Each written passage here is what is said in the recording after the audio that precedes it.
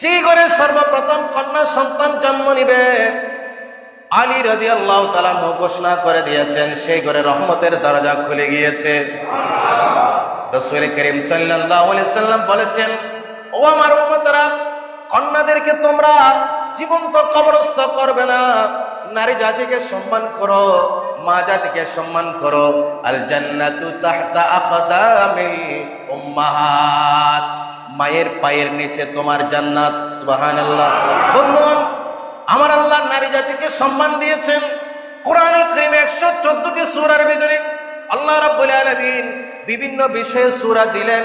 সূরা feel, হাতিকে নিয়ে সূরা দিলেন, গাভীকে নিয়ে সূরা দিলেন সূরাতুল বাকারা, পিঁপড়াকে নিয়ে সূরা দিলেন সূরাতুন নামাল, মৌমাছিকে নিয়ে সূরা দিলেন সূরা নাহাল, মাকড়সাকে নিয়ে সূরা দিলেন সূরা আনকাবুত। আমার আল্লাহ লোহাকে নিয়ে সূরা দিলেন সূরা হাদীদ। আমার আল্লাহ রাব্বুল আলামিন আসমানের নক্ষত্রকে নিয়ে সূরা দিলেন সূরাতুল বুরুজ। এভাবে করে বিভিন্ন নামে, বিভিন্ন ব্যক্তির নামে, বিভিন্ন প্রাণীর নামে, পাখির নামে সূরা দিলেন, কীটপতঙ্গের নামে সূরা দিলেন। ওই কোরআনুল কারীমের 114টি সূরার ভিতরে আমার আল্লাহ একটা মাত্র সূরা দিয়েছেন নারী জাতিকে নিয়ে, যে সূরার নাম হচ্ছে সূরাতুন নিসা। একটু জোরে জোরে বলেন আল্লাহু আকবার। পুরুষদের জন্য কোন সূরা আল্লাহ রাব্বুল আলামিন দেন নাই। পুরুষদেরকে আরবিতে বলা হয় রেজাল। সূরাতুর রেজাল নামে কোরআনুল কারীমে কোন সূরা নাই।